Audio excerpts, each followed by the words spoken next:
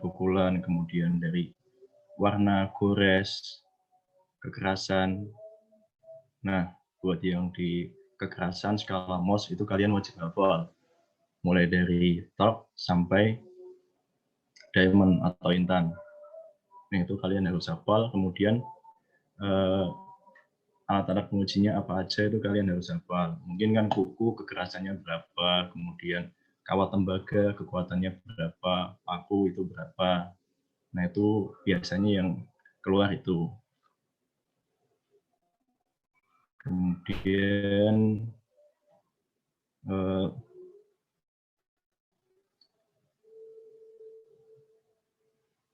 dipelajari lagi terkait dengan pemahaman mineralogi itu apa, pengertiannya seperti apa, kemudian yang dimaksud dengan mineral primer itu apa, mineral sekunder itu apa, mineral aksesori itu apa, kemudian pelajari juga kristalisasi magma, reaksi Bowen itu.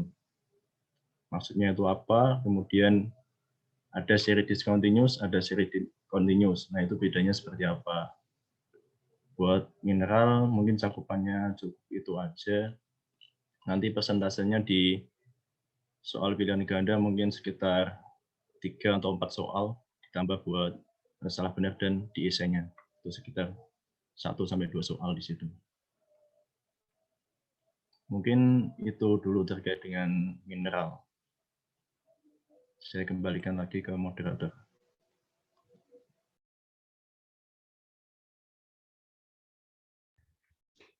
Ya, jadi kurang lebih seperti itu untuk materi yang mineral dipelajari secara menyeluruh detail-detailnya. Kemudian untuk yang batuan beku akan disampaikan dengan Kak Nurisa.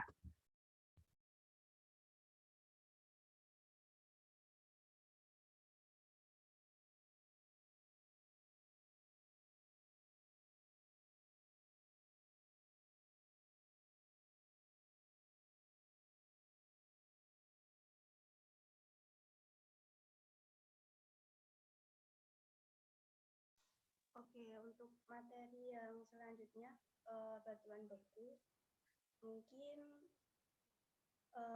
ini materinya juga nggak jauh-jauh dari buku panduan ya. Untuk maaf Kak. Gimana? Suaranya kurang jelas. Suaranya udah kedengaran jelas belum? Pelan banget Kak. Oh, pelan banget.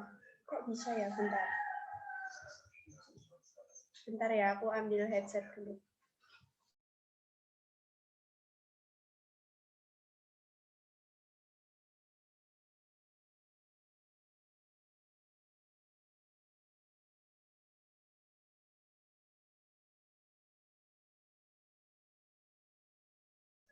Bentar lagi diambilin earphone. Halo yang. Halo yang. Bentar ya. Hey, ini loh yang aku ngomongin ini loh. Ih. Kok tapi itu umpah justru bagus. Udah kedengaran lebih jelas belum ya?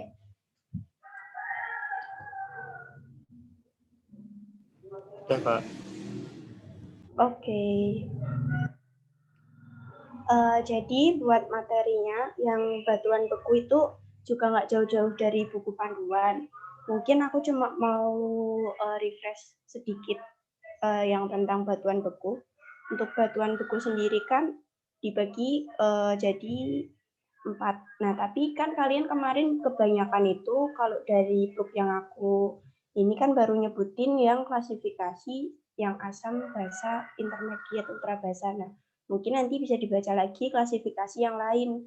Kan dari batuan beku itu kan ada beberapa klasifikasi nih. Selain yang menurut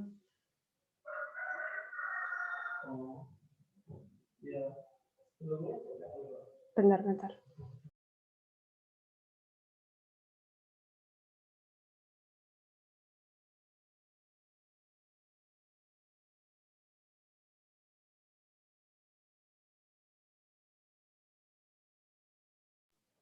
Maaf ada ya selain yang menurut Jadi kalian nanti mungkin bisa baca klasifikasi yang lain. Kalau yang menurut itu kan secara kimiawi aja ya. Jadi ada beberapa klasifikasi yang kayak menurut SJ Sen, terus menurut SJ Ellis kayak gitu. Nanti mungkin bisa dibaca lebih lagi di buku panduan. Terus untuk soal batuan beku sendiri, untuk soal UTS, nanti kalian juga baca yang deskripsi, diingat-ingat lagi tuh batuan apa aja, misal yang termasuk ke batuan asam, batuan basa intermediate kayak gitu. Terus mungkin dari batuan buku ada yang mau ditanyain nggak?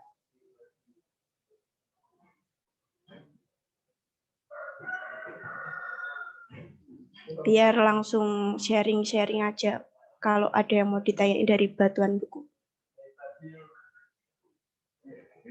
Soalnya kalau dari materi ya sih kurang lebih tuh buku panduan udah ini sih udah benar-benar lengkap. Tinggal dipelajari lagi. Mungkin kalau ada yang dibingungin dari batuan buku bisa langsung ditanyain aja. Oke, kalau belum mungkin bisa ke materi selanjutnya aja. Nanti kalau ada yang mau ditanyain tentang batuan beku atau mineral, nanti bisa ditanyain. Oke, mungkin dari aku itu aja Kak Arta. Kembaliin ke Kak Arta lagi.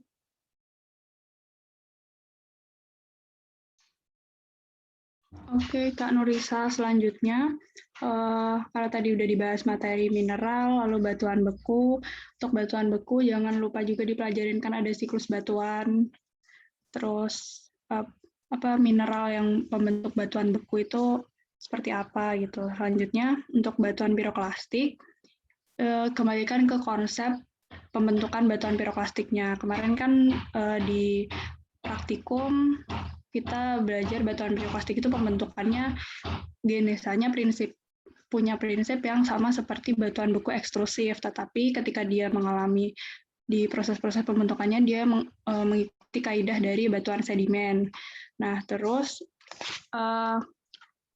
dipelajari juga untuk sampel-sampel yang di batuan piroklastik kemarin. Itu kan ada tuf, ada zeolit, ada batu apung, ada juga obsidian. Nah, mungkin untuk teman-teman yang kemarin waktu praktikum ketinggalan ya zeolitnya itu dibaca lagi untuk laporannya, terus kurang lebih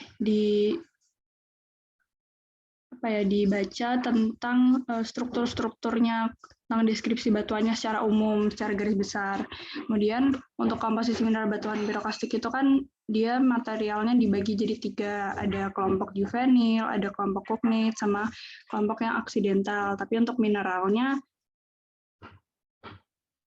dibagi menjadi 3 juga. Itu ada mineral sialis dengan kecenderungan warnanya terang, terus dominasi mineral-mineralnya itu seperti kuarsa. Nah, kalau yang feromagnesia itu kecenderungan warnanya gelap.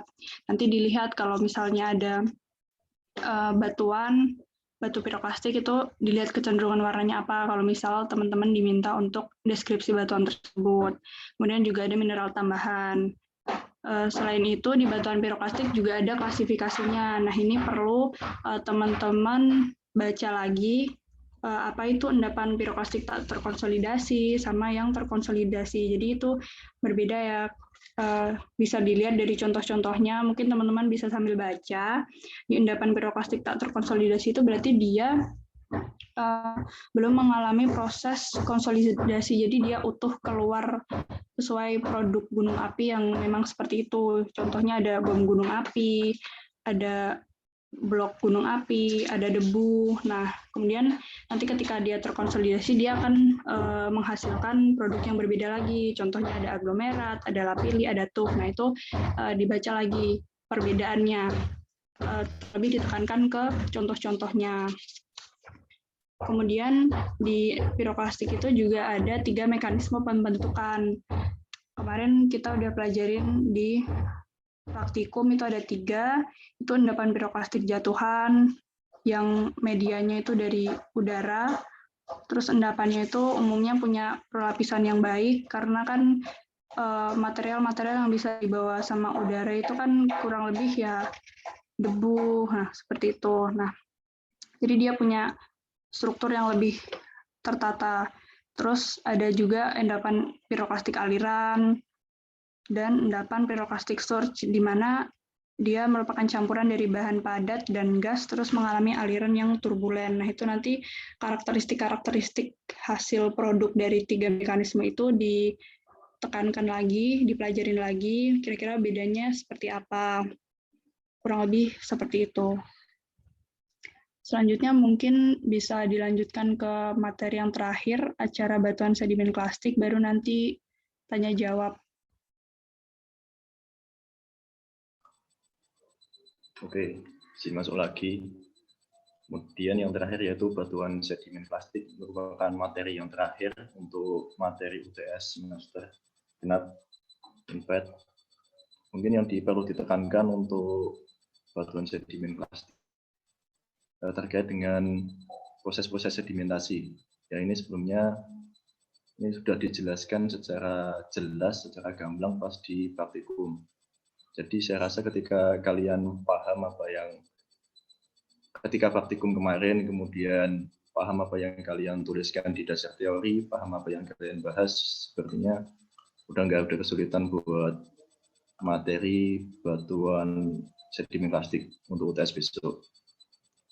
Jadi mungkin yang perlu ditekankan terkait dengan proses sedimentasi mulai dari weathering, erosion, transportation, deposisi, nah itu seperti apa, itu apa maksudnya, saya harap kalian semua paham. Kemudian ciri-ciri dari masing-masing batuan sedimen plastik. Mungkin secara ukuran butir ya, skala Wentworth itu kalian harusnya hafal. Kemudian nggak cuma hafal sih, paham. Kemudian kalau namanya batuan pasir itu dia ukurannya apa, kemudian kalau lanau itu ukurannya apa, kemudian kalau ada yang disebut breksi, ada yang disebut konglomerat, yaitu ciri-cirinya bagaimana, itu saya rasa kalian harus paham. Soalnya jujur aja pas di praktikum kemarin ada nih yang mendeskripsi ukuran butirnya pasir sedang, tapi kok nama batuannya breksi, nah itu kan nggak sinkron, nah itu kalian pelajari lagi tuh. Kemudian pas di dasar teori kemarin kan di akhir slide itu ada tugas terkait dengan porositas, permeabilitas, serta macam-macam material sebagai pembawa air atau aquifer. Nah itu kalian pelajari lagi, kalian pahami apa sih yang dimaksud dengan porositas, apa sih yang dimaksud dengan permeabilitas, kemudian material seperti apa sih yang memiliki porositas baik, material seperti apa sih yang memiliki permeabilitas rendah, dan sebaliknya. Itu kalian pahami, kemudian nanti kaitannya dengan contoh sampel batuan yang kalian deskripsi, nah itu bakalan keluar. Nah dari batuan yang kalian deskripsi itu, dia porositasnya bagaimana, permeabilitasnya bagaimana, itu kalian pahami. Itu kalau kalian udah bikin pembahasan, udah aman sih, nggak ada masalah. Kemudian, nah ini terkait dengan struktur dan tekstur ya. Jadi kan batuan sedimen plastik itu batuan yang hasil reworking atau hasil pengendapan kembali dari material asal yang telah mengalami proses transportasi atau mengalami proses serangkaian proses sedimentasi. Salah satunya itu transportasi tadi. Sehingga kan struktur dan tekstur dari batuannya itu dia mencirikan mekanisme dari pengendapannya. Nah itu kalian nanti pelajari kembali terkait dengan struktur, tekstur, itu bagaimana hubungannya dengan mekanisme pengendapannya. Mungkin kalau struktur ya, kalau strukturnya silang siur, oh kemungkinan lingkungan pengendapannya seperti apa. Kalau paralelaminasi seperti apa. Kemudian terkait dengan tekstur, kalau ada ukuran butir, mungkin ukuran butir ya semakin kecil ukuran butirnya berarti dia terendapkan jauh dari sumbernya, kemudian resistensinya rendah, kemudian kalau pemilahan bagaimana dan lain sebagainya.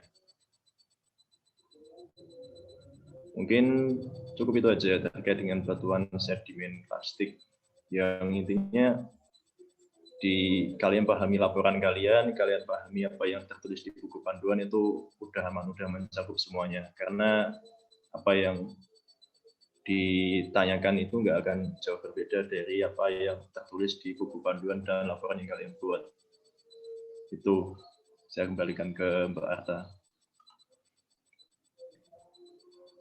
Oke, jadi kurang lebih seperti itu ya teman-teman untuk materi yang setidaknya dipelajari. Mungkin kalau diulas lagi dari awal itu kayaknya semuanya harus diulas ya, karena Minpad itu memang materinya cakupannya cukup luas, jadi untuk gimana kita belajar ketika ujian ya kuncinya dengan membaca, atau mungkin teman-teman bisa buat mind map untuk memetakan materinya. Dia mineral itu materinya apa aja sih, kemudian ketika dia udah masuk batuan berarti kaitannya dengan siklus batuan, nanti dipelajari lagi konsep dari siklus batuan itu seperti apa, supaya nanti teman-teman bisa paham karakteristik dari jenis-jenis batuan tersebut itu akan berbeda. Kemudian untuk ulas materi itu kurang lebih dicukupkan. Untuk teman-teman yang sekiranya mau bertanya itu dipersilahkan, karena ini kita mau sharing-sharing aja. Kalau ada teman-teman yang kurang paham sama materi waktu praktikum kemarin, silahkan bertanya. Nanti insya Allah kami akan jawab.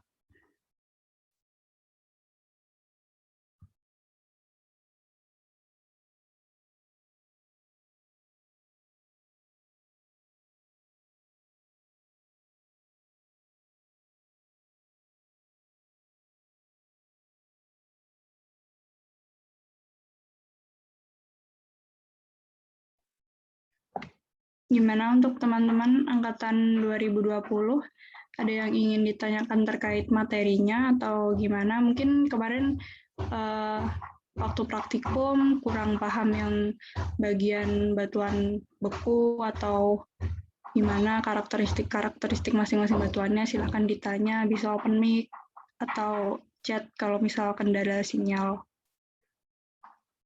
Aku harap di forum ini dimanfaatin sebaik-baiknya, karena biar waktu besok mendekati ujian itu udah paham garis besar soal yang mau dihadapin gitu. Karena kan puasa ya, semoga jadi dengan adanya forum ini kita jadi tahu gitu, biar besok nggak emosi waktu ada soalnya. Jadi kita udah tahu nih kira-kira yang mau dikerjain tuh yang ini. Tadi kan udah di-spill tuh dari awal bentuk soalnya, ada pilihan ganda, ada salah dan benar, ada esai. Nah, itu materinya benar-benar ambilnya dari buku panduan, dan mungkin ada juga dari dasar teori tambahan. Kemarin kan waktu praktikum terakhir ada tuh di PPT untuk dasar teori tambahan. Nah, itu berarti itu merupakan materi penting. Kurang lebih seperti itu. Jadi, aku harap untuk teman-teman kalau ada yang ingin ditanyakan, silahkan langsung ditanyakan aja. Kak, izin bertanya. Aku Melati Zara Janingrum, NIM 114200099. Sebelumnya maaf, aku nggak on cam karena terkendala jaringan wifi-ku lagi nggak benar. Aku kurang paham sama mekanisme dari pembentukan yang kayak, kan ada 3 yang ada aliran, jatuhan, sama surge itu. Nah, aku kurang paham cara ngebedain dari masing-masing batuannya gitu, Kak.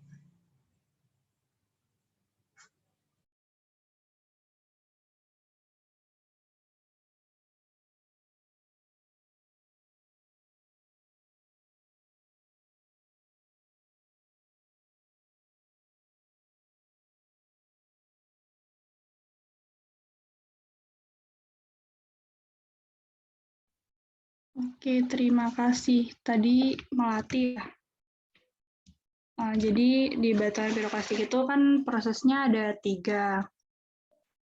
Kemarin dipelajari di praktikum ada yang jatuhan, aliran, sama surge. Nah, itu dari proses-proses vulkanisme atau dari proses erupsi gunung api. Nah, itu ketika dia jatuhan berarti ketika gunung itu mengalami erupsi, itu kan akan mengeluarkan banyak material tuh. Nah, kalau yang jatuhan itu secara eksplosif, terus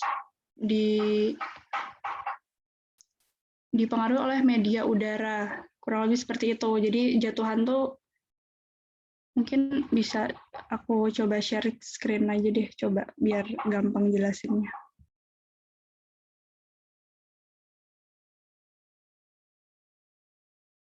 Dari sini aja, Arta, udah masuk belum share screen-nya? Masuk Kak, udah masuk. Udah Mbak. Nah, kurang lebih kalau yang di PPT praktikum kemarin kan jelasinnya seperti ini.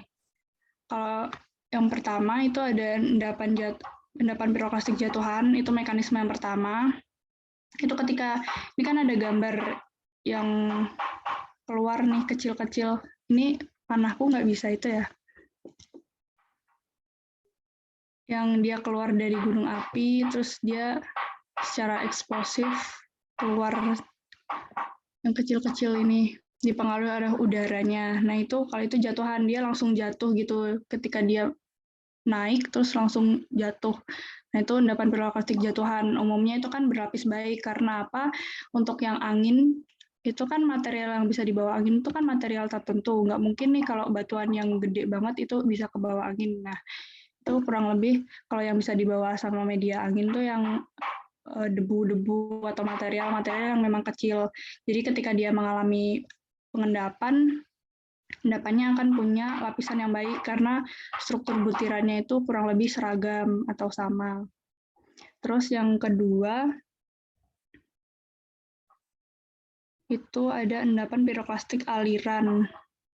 Nah, kalau material itu kan, kalau yang mengalir lava flow itu kan berarti dia magma yang keluar. Nah, selain itu juga ada material-material lain, produk-produk lain yang ada di dalam kawah tersebut, kawah gunung itu, dia ikut keluar. Nah, itu produk-produk material seperti itu yang disebut endapan piroklastik aliran.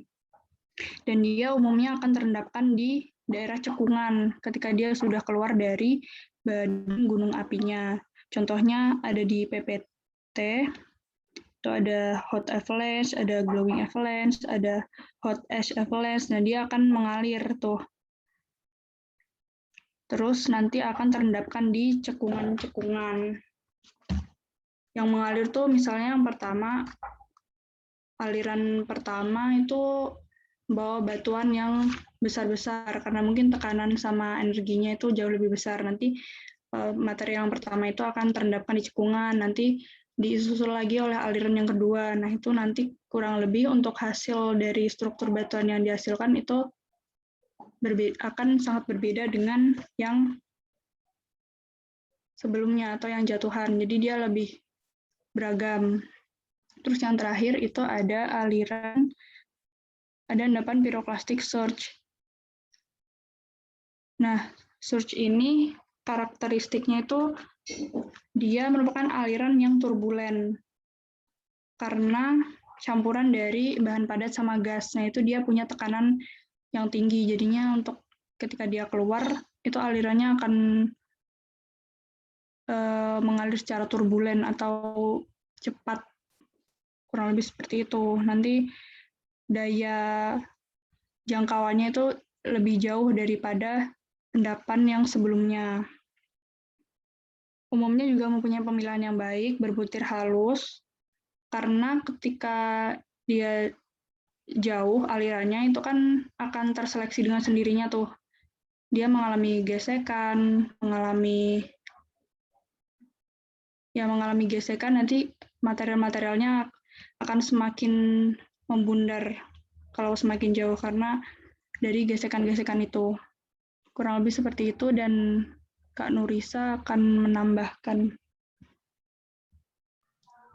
Mungkin kalau dari aku nambahin dikit aja yang piroklastik surge sama piroklastik flow tadi ya. Kan mungkin agak sedikit susah ya bedainnya. Jadi aku mau annotate dulu bentar. nggak noted? Kok nggak bisa ya noted ya, Kak? Bentar ya. Jadi sebenarnya tuh kan kalau di pyroclastic surge itu yang bagian kalau sebutan umumnya yang nggak ilmiah tuh wedus gembel. Kalau kalian lihat wedus gembel itu kan atasnya itu ada yang kayak berupa asap-asap gitu. Itu asap itu tuh campuran gas sama debu vulkanik. Nah, tapi di bawah pyroclastic surge itu ada kayak material-material yang lebih kasar. Dia itu ukurannya bisa dari kerikil sampai kerakal mungkin. Nah, jadi yang untuk pyroclastic flow itu yang di bagian bawahnya, sedangkan untuk pyroclastic surge itu yang di bagian atasnya. Sehingga benar yang dikatain Kak Arta, kenapa ukuran butirnya itu relatif halus dan berlapis baik, relatif seragam. Ya karena dia udah terpilih atau terfilter dari berat apa ya, dia mampu diangkat sama udara gitu untuk pyroclastic surge. Makanya dia alirannya itu turbulen dan cepat. Mungkin kayak gitu. Kalau bisa dianotet sih sebenarnya lebih ini sih. Coba bisa nggak dicoba lagi, Larissa? Bentar Kak. Nggak bisa Kak. Tapi udah sih itu aja sih kalau aku nambahinnya. Jadi kalau kalian lihat wedus gembel yang untuk pyroclastic surge itu yang bagian atas yang isinya gas sama debu vulkanik. Tapi kalau untuk yang pyroclastic flow itu yang bawahnya. Jadi yang ukurannya lebih gede-gede dan beragam kayak gitu. Untuk gambaran gampangnya sih biar udah Kak, mungkin balik ke Kak Arta lagi. Oke, terima kasih Kak Nurisa. Jadi kurang lebih seperti itu, melatih untuk terkait mekanisme pembentukan batuan piroklastiknya. Semoga bisa dipahami. Selanjutnya ada pertanyaan lain dari teman-teman.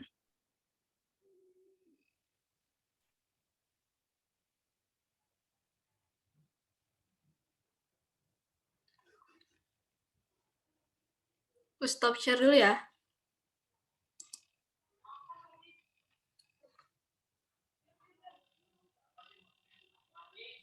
Izin bertanya, Kak. Ya, silakan. Nama aku Tigar, NIM 14. Aku mau tanya tentang mineral yang umum ditemui di batuan basa sama ultra basa itu.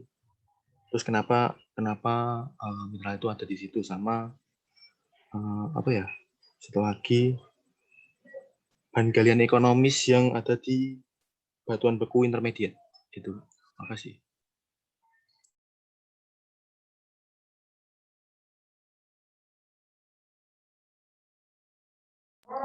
Mungkin izin menjawab untuk pertanyaan pertama tadi, mineral yang umum ditemui di batuan basa ultra basa ya.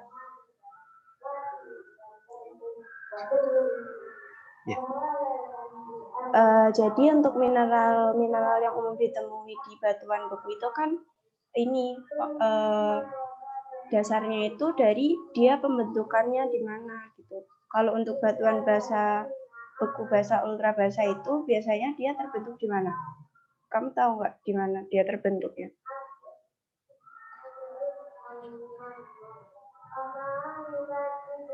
Jadi kadang dia itu terbentuk di daerah yang cenderung ke kerak samudra. Kadang dia itu ada di, kalau kamu tahu Mid Oceanic Ridge, nah itu kadang dia di situ juga terbentuk batuan beku basa ultra basa. Nah jadi mineralnya itu cenderung yang kaya akan Mg sama Fe kalau nggak salah. Iya ya, Mg sama Fe ya, Kak Aji. Kak Arta.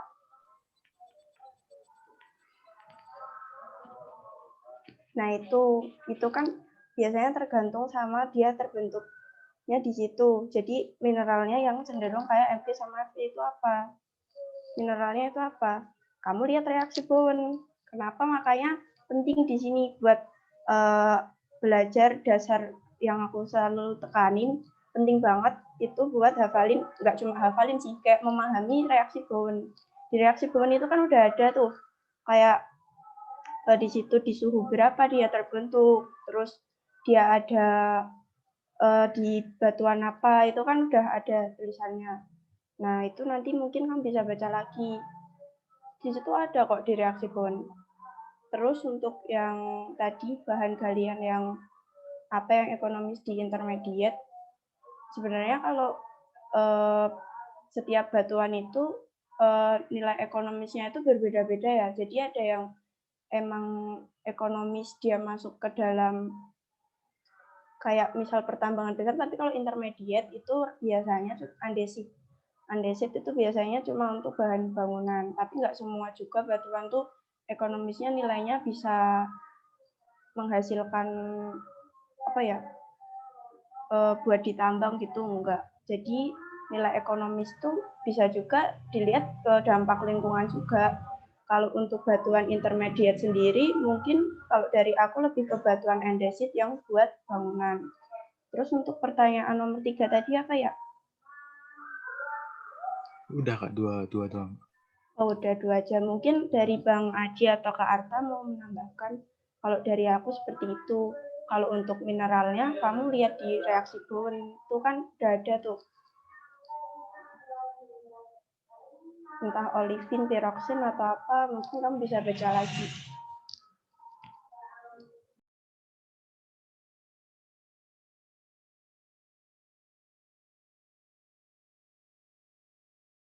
Oke, jadi kurang lebih seperti itu ya untuk jawaban dari pertanyaan Tidar.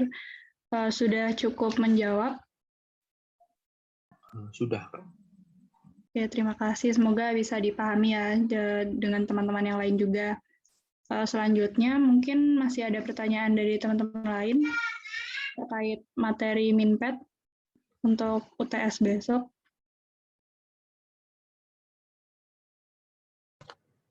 Bertanya, Kak.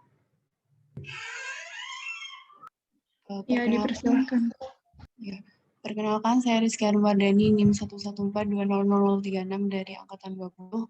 Kak, izin bertanya.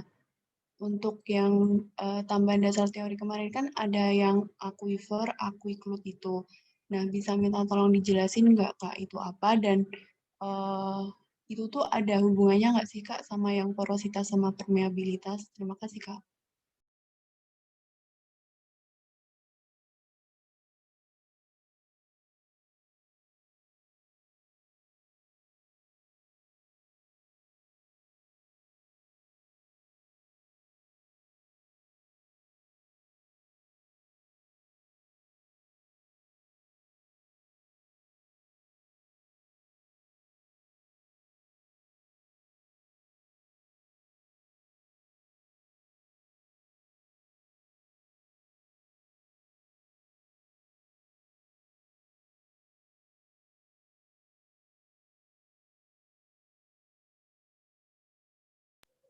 Mungkin karena Mas Haji lagi sepertinya lagi susah sinyal, mungkin pertanyaannya bisa diulang, mungkin bisa aku jawab. Baik, Kak. Yang mengenai dasar teori tambahan yang kemarin yang ada kayak aquifer, aquiclut itu, kita minta tolong lebih dijelasin nggak, Kak? Dan itu tuh ada hubungannya nggak sih, Kak, sama yang porositas sama permeabilitas? Itu, Kak. Terima kasih. Oh, oke. Jadi kalau dari kamu sendiri udah sempat nyari itu belum? Aquifer, aquiclut, aquitar, aquifug itu apa? Ya, udah sempet sih, Kak. Dua-duanya tuh emang ya tentang apa air gitu, Kak. Oke. Jadi aquifer, aquiclut, itu, nah itu tuh sebenarnya kayak kemampuan batuan sedimen untuk menyimpan dan menyalurkan air. Jelas itu hubungannya sama porositas permeabilitas. Itu dilihat dari apa? Setiap batuan sedimen itu kan mempunyai karakteristik yang berbeda-beda nih untuk porositas dan permeabilitasnya. Nah, untuk karakteristiknya itu dibagi ke itu tadi. aquifer, aquifug, dan macam-macam itu. Nah, itu kan nanti ada tuh pembagiannya di situ. Kalau untuk porositas dan permeabilitas sendiri, kamu udah paham belum itu apa? Kalau pemahaman saya tuh kayak apa, kemampuan batuan buat itu nggak sih Kak, kayak meloloskan air kayak gitu, bukan Kak? Ya, kurang lebih kayak gitu. Tapi mungkin aku lurusin sedikit. Kalau untuk porositas dan permeabilitas itu kan mereka saling berkaitan. Porositas itu lebih ke kemampuan dia menyimpan air, storage, hubungannya dengan pori. Jadi semakin dia banyak pori, kemampuan dia menyimpan air itu kemungkinan semakin besar. Tapi kemampuan menyimpan air ini tidak selalu diikuti dengan kemampuan dapat menyalurkan air. Ketika pori-pori itu nggak saling terhubung atau nggak saling connect, dia nggak akan bisa menyalurkan air. Tapi antara porositas dan permeabilitas ini memiliki kaitan yang cukup besar. Misalnya, kayak jika dia porositasnya lebih besar, kemungkinan dia menyalurkan air itu juga semakin besar, ya kan? Tapi nggak selalu kayak gitu, nggak hanya mereka ini saling berkaitan. Kalau untuk permeabilitas itu lebih ke kemampuan dia meloloskan air, menyalurkan air. Jadi kalau porositas tadi storage, kalau permeabilitas itu ke kemampuan dia menyalurkan air kayak gitu. Nah, terus kalau untuk aquifer itu tuh sebenarnya dibagi berdasarkan jenis batuannya. Setiap jenis batuan sedimen itu kan punya kemas dan sortasi yang berbeda-beda ya. Nah, untuk permeabilitas dan porositas itu kaitannya ke situ.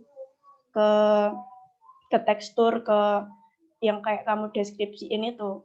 Nah, nanti dia akan ada pembagiannya. Nanti kalau kamu udah cari di dasar teori pasti paham. Asalkan kamu udah paham porositas dan permeabilitas itu apa. Kalau menurut kayak gitu. Mungkin dari Mas Haji ada yang mau ditambahkan? Oke, terima kasih Mbak Nurisa telah menyampaikan. Maaf tadi ada gangguan sinyal. Jadi benar yang disampaikan Mbak Nurisa tadi, bahwasanya permeabilitas dan porositas itu memiliki hubungan yang erat, sangat erat. Kan pengertiannya kalau porositas itu dia perbandingan jumlah rongga atau pori dalam suatu massa batuan terhadap volumenya. Perbandingan rongga terhadap volumenya. Kemudian kalau permeabilitas itu kan kemampuan suatu material untuk meloloskan suatu fluida, begitu air maupun minyak. Nah, kalau logikanya kan mungkin bayanginnya ya, semakin banyak pori-porinya, itu kan dia semakin besar pori-porinya, dia maka semakin gampang untuk meloloskan fluida. Enggak gitu, sorry, gini. Semakin banyak persentase dari pori-porinya, maka dia akan semakin mudah meloloskan fluida. Gitu. Jadi, semisal gini. Ada material pasir dan material lembung. Ketika kalian menumpahkan air di atas material pasir dan material lembung, di mana si air itu bahkan lebih cepat untuk meresap di material yang pasir atau lembung.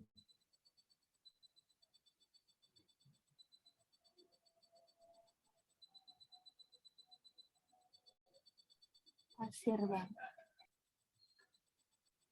Ya, benar pasir. Benar pasir ya.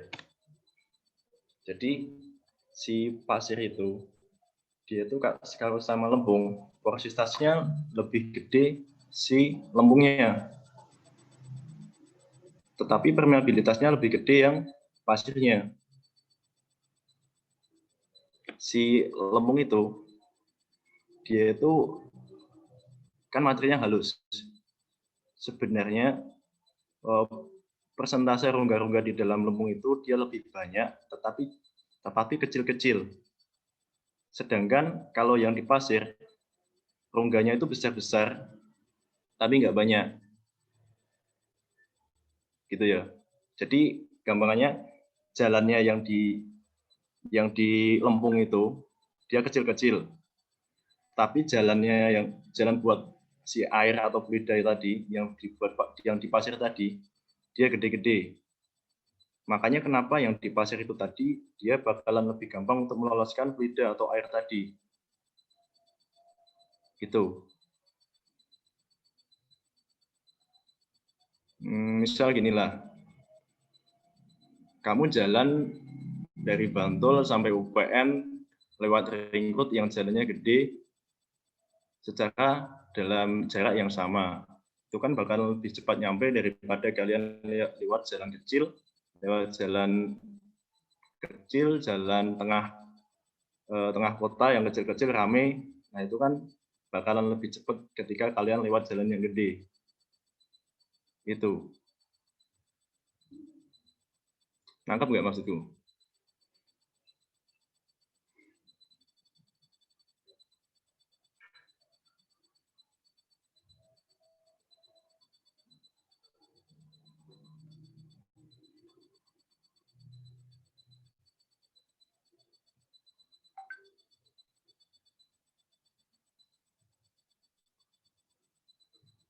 Aku harap kalian paham ini ya. Soalnya nggak cuma di Minpet aja, nanti ke depannya di mata kuliah selanjutnya, di hidrologi umum, di hidrologi lingkungan, di pengelolaan das terpadu, ini bakalan diulang-ulang terus terkait dengan permeabilitas, porositas. Oh iya, di ilmu tanah juga. Itu bakalan diulang-ulang, ditanya-tanyain terus.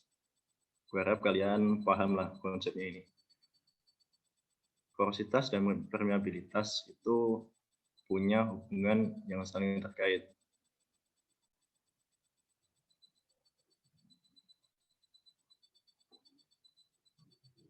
Kemudian terkait dengan aquifer, aquiclude, aquifug, aquitar, itu tadi Arum ya yang tanya? Iya, Bang. Oke, kalau dari yang berdasarkan referensi yang kamu baca, penjelasannya seperti apa? Saya boleh baca nggak, Bang? Boleh. Kalau aquifer itu suatu lapisan atau formasi geologi di mana formasi tersebut mengandung air dan di dalam kondisi yang umum ditemui di lapangan memungkinkan air melalui formasi tersebut. Ini semua dibaca. Oke. Udah itu aja. Jadi kurang lebih kayak gitu ya. Tapi kalian harus paham tuh maksudnya substansi dari kalimatnya itu seperti apa. Jadi aquifer itu lapisan yang dapat menyimpan, lapisan atau formasi geologi yang dapat menyimpan dan mengalirkan air dalam jumlah yang cukup. Dan dia bakalan ekonomis kalau diusahakan. Biasanya lapisan aquifer yang baik itu yang ukuran butirnya gede-gede, besar-besar. Karena dia mempunyai permeabilitas yang tinggi. Contohnya seperti pasir, kerikil. Itu tadi kan dia ukurannya butirnya relatif besar. Jadi kemampuan untuk meloloskan fluidanya itu besar juga. Kan yang ku analogikan tadi, kalau jalannya besar, kemungkinan untuk meloloskan fluidanya semakin lebih mudah, lebih cepat. Itu. Kalau aquiclude, dia itu lapisan yang dapat menyimpan air, tetapi dia itu tidak dapat mengalirkan air atau tidak dapat meloloskan air dalam jumlah yang besar. Seperti lempung tuh. Lempung itu kan ketika dia sudah basah, itu kan ketika ada genangan air di atasnya, itu dia bakalan lama banget tertahan di situ, lama banget untuk meresap. Nah kan berarti kemampuan untuk meloloskan air atau meloloskan fluidanya itu rendah. Sedangkan kalau kamu lihat ketika lempung itu dia dalam kondisi kering ya, itu kalau kamu siram pakai air, kamu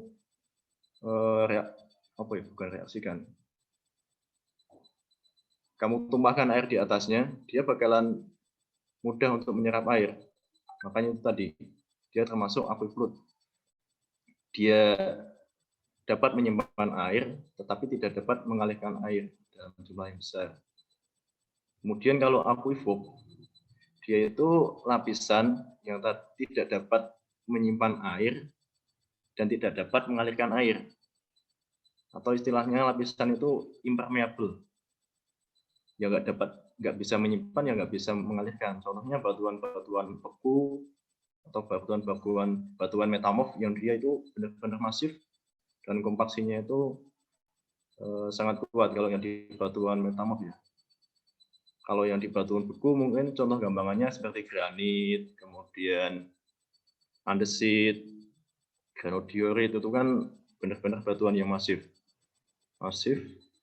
dan itu benar-benar nggak bisa menyimpan air di situ. Beda kasus lagi kalau batuan beku yang contoh di deskripsi kalian kemarin ada namanya basal ya. Basal dia strukturnya skoria, ada lubang-lubangnya. Nah, si struktur skoria ini kalau dia connect antara lubang satu dengan lubang lainnya, dia bisa sebagai media untuk meloloskan fluida atau meloloskan air, sehingga dia bisa saja permeabilitasnya tinggi. Itu ya. Jadi tergantung dari strukturnya juga.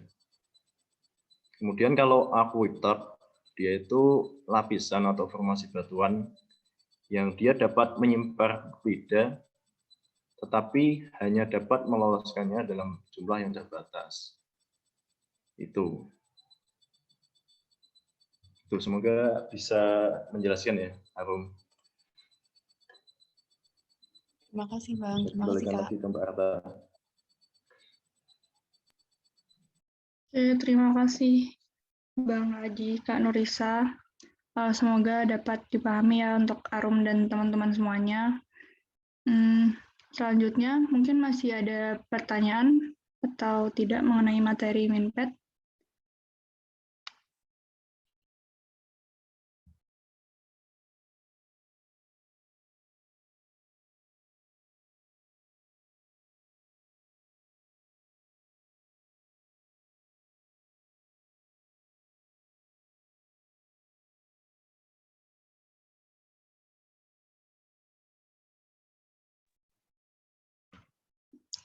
Masih ada pertanyaan atau tidak untuk teman-teman angkatan 2020? Jangan lupa absen ya, link absen di-share sama kakaknya di chat. Kak, izin bertanya. Iya, dipersilahkan. Saya Deliana, NIM 100. Mau tanya tentang batuan obsidian, Kak. Itu obsidian kan kalau di praktikum kemarin masuknya ke batuan piroklastik ya Kak. Tapi ada beberapa sumber yang bilang kalau si obsidian itu juga batuan beku. Kalau yang benar tuh sebenarnya lebih cenderung kemana sih Kak obsidian itu? Apa emang bisa dua-duanya? Terima kasih Kak.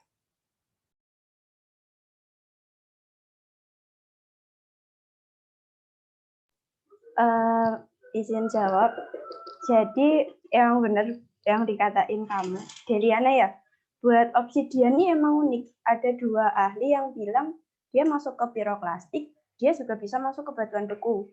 Tapi ini tergantung kepercayaan sih, bukan kepercayaan. Kayak lebih kamu prefer kemana, yang penting kamu bisa jelasin alasannya itu apa. Dua-duanya sama-sama logis kok. Tapi kalau di praktikum kemarin dimasukin ke piroklastik karena kita lihat dari berdasarkan cara dia terbentuk itu masuknya ke piroklastik fall kayak gitu. Jadi kita masukin ke piroklastik. Tapi kalau kamu mau bilang itu batuan beku ya it's okay selama kamu ada alasannya. Emang ada 2 ahli yang bilang obsidian itu bisa masuk ke beku, bisa masuk ke piroklastik kayak gitu. Mungkin kalau yang lain ada tambahan atau sudah cukup menjawab ya Deliana.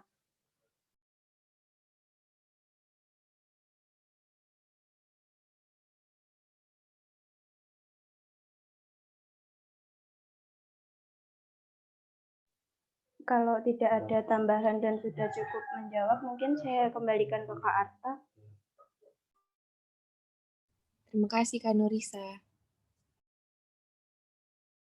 Oke, kurang lebih seperti itu ya, Deliana. Semoga bisa menjawab.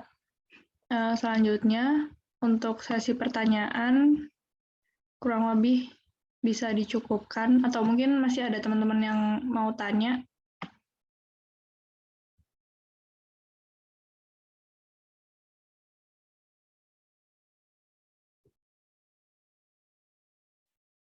Jadi, udah nggak ada yang mau tanya ya ini. Kurang lebih bisa dicukupkan sampai sini dulu untuk sharing materi Minpet dan tanya jawab. Semoga materi yang disampaikan dan jawaban-jawabannya bisa bermanfaat dan bisa dipahami. Untuk gambaran soalnya tadi udah di-share di awal, dan semoga poin-poin pentingnya dicatat sama teman-teman untuk memudahkan jawab waktu besok ujian, biar nggak emosi, biar nggak batal di tengah-tengah UTS ya, karena itu udah sore ya. Lebih seperti itu dari kami, perwakilan dari Asisten Mineralogi Petrologi.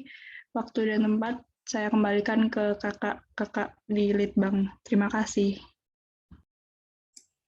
Oke, sama-sama. Terima kasih kepada Kak Arta, Kak Nurisa, Bang Haji, dan juga asisten-asisten yang telah hadir. Nah, tadi di kolom chat itu udah disediakan 2 presensi ya. Ada presensi untuk asisten atau pengajar, sama ada presensi untuk peserta. Jadi kepada pengajar dan juga kepada peserta diharap untuk mengisi presensi, diharapkan ada feedback atau saran dari baik pengajar maupun peserta untuk penyelenggaraan acara ini. Untuk segala masukannya akan kami tampung. Jika ada keluhan juga akan kami pertimbangkan untuk diguyup selanjutnya. Ya, dikarenakan sekarang waktu sudah menunjukkan pukul 16:06 ya, kami rasa ketika sudah tidak ada pertanyaan lagi dari peserta, bisa kami tutup. Sebelumnya, sebelum menutup acara ini, boleh banget untuk seluruh peserta untuk on cam. Ya, kita bakal ngadain sesi foto bersama. Baik peserta dan pemateri yang sinyalnya memungkinkan dan keadaan yang memungkinkan untuk on cam, kami harapkan untuk mengaktifkan kameranya. Sejauh ini ada 65 peserta, di mana terbagi menjadi tiga page. Oke. Untuk Ricky, Raihan Akbar, Melati, Deliana bisa mengaktifkan kameranya. Oke, Sela, Isma, Akbil, Vera, Penta, Gregorius, Alisa, Irdi, Sasmita, Febrianti, Reka, Rizky, Bagus, dan Isma, serta Sela. Saya harap untuk bisa mengaktifkan kamera jika tidak ditemukan kendala. Oke, terima kasih bagi yang sudah menyalakan kamera. Sesi foto pertama akan saya mulai di halaman pertama. Oke. Semuanya senyum ya. Saya hitung sampai 3. 1, 2, 3. Untuk halaman kedua, saya akan foto 1, 2, 3. Selanjutnya untuk halaman ketiga, ya ada yang belum on cam nih, kebetulan Isma, Reka, Gregorius, Melati, Penta, Sasmita, Febrianti. Oke, saya langsung foto aja ya. 1, 2, 3. Oke, terima kasih. Terima kasih kepada seluruh partisipan yang telah hadir di acara ini. Kami dari pihak Litbang, saya mewakili rekan saya, Putri Hardianti, mengucapkan terima kasih atas kehadirannya. Semoga acara sore ini sambil nunggu buka ya, bisa jadi manfaat, bisa membantu untuk ujian besok. Oke, kebetulan kan Minpet ada 2 ya.